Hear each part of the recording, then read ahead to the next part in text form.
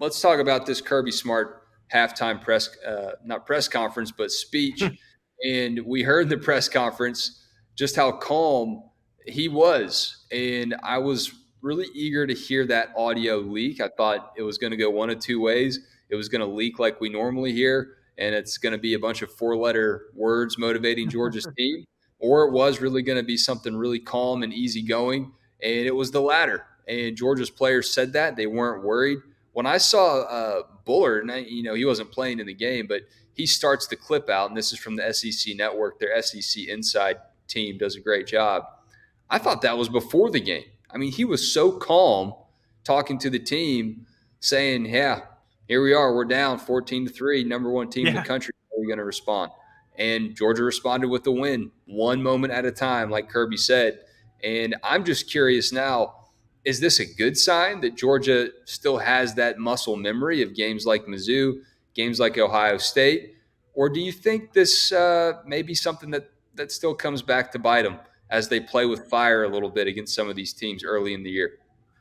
I think, well, the biggest thing to me out of Saturday's game and comparing it to Missouri, which Kirby did in that video, he told us after the fact, and I think that was the first thing that came to everyone's mind was, oh, well, they got tested against Missouri. How is this comparing to that? The first thing that stands out to me is that they've got that leadership. And you mentioned Javon, Jamon Dumas Johnson was speaking in there as well. You had Cedric Van Pran speak up. It's the guys that we expected to be the leaders. Nobody stood out as like, oh, wow, I didn't expect them to be a leader. But I think it's important that you have those guys that are stepping up and saying all the right things. And you want to walk the walk and you want to talk the talk. And I think that, looking at the way the offensive line played in the second half, looking at the way the defense played and the pressure that they got in the second half, they certainly, those guys that spoke up, minus Bullard because he didn't play, lived up to what they were talking and what they were saying. So, do I think it could burn them playing with fire? It absolutely could. I was talking to Jake Rowe earlier today, and he was saying, hey, what is the biggest problem that this team has? What's your biggest concern about this team? It's those slow starts, and it's tied in directly with the red zone struggles. And if you play around with fire too much, you're gonna get burned. And it's was helpful that they were playing with fire in a situation where they had 93,000 on their side. 2 weeks from now, a week and a half from now in Auburn, Jordan-Hare Stadium, if they're playing with fire, it's a dangerous situation there. So that's the one that I think has me, circling it a little bit concerned. And I would say that, that's something that this team can fix and needs to fix. Jeremy Johnson, when you see Kirby Smart's halftime speech, how calm he is, even with a bunch of new guys who are in the game and who didn't play against Missouri, didn't have that experience against Ohio State, how valuable is it from a recruiting angle for these prospects to see that Kirby Smart not only can get animated, but he can also take control of the locker room, not panic down 14-3 against an unranked opponent, and still lead a bunch of really young guys who, that's hard to do. Let's not forget how difficult that can be. And he's got Georgia's college football roster believing that they can come back and beat anybody.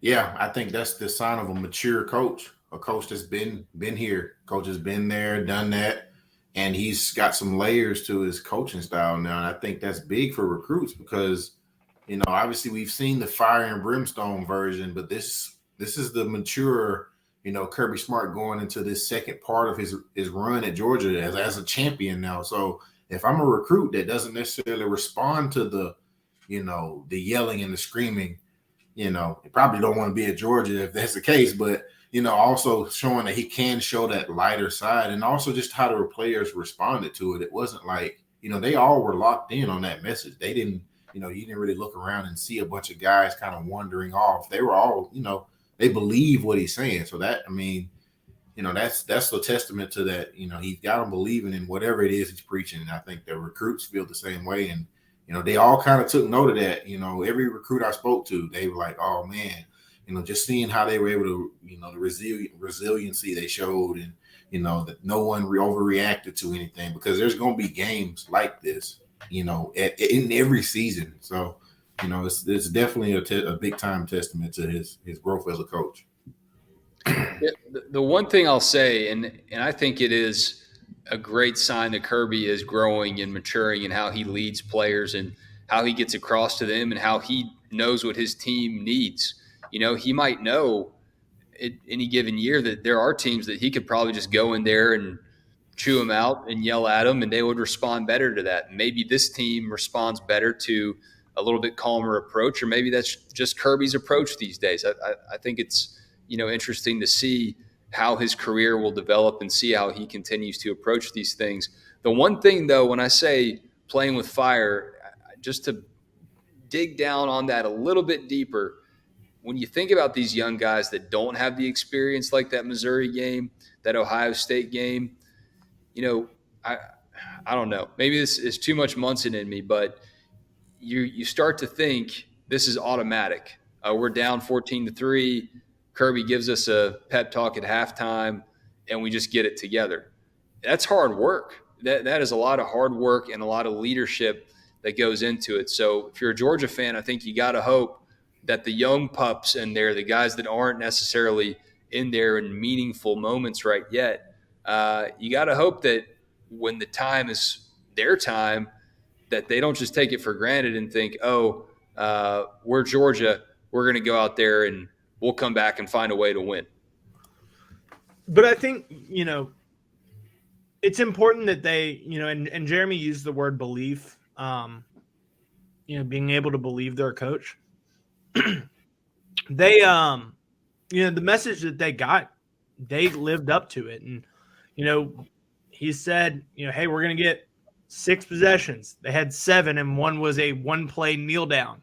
We're going to have to score 4 times. They scored 3 of those and had a field goal. Yeah, missed the field goal. It was almost prophetic. It was. It really was. And so, I think that you're right that you don't want to get in a comfortable position, and just think, oh, well, we can pull it out of our what in the second half. But I think that that's also comes with the no complacency that Kirby is not going to allow to get into this program. So, I think I've said it. I said it in my Rest and React this week. I've said it before. I said it on Twitter today. And Kirby said it in that halftime speech. Let's go win this game. Come back in here and figure out what we got to do to get better. That's the important part in all this, is that, they emerge from that, 3-0, still unbeaten. And, again, you don't want to play with fire too many times, but they got away with one here. And I think they probably learned a lesson from it. Yeah, no doubt. I think they did too. Just got to continue to get more confident and let that team that plays 2 quarters become the team that plays 3, and then become the team that plays 4. Because up to this point, Georgia hasn't done a 4-quarter game. So I'm excited to see the Dogs finally do that. Whenever they do, hopefully it's not too late.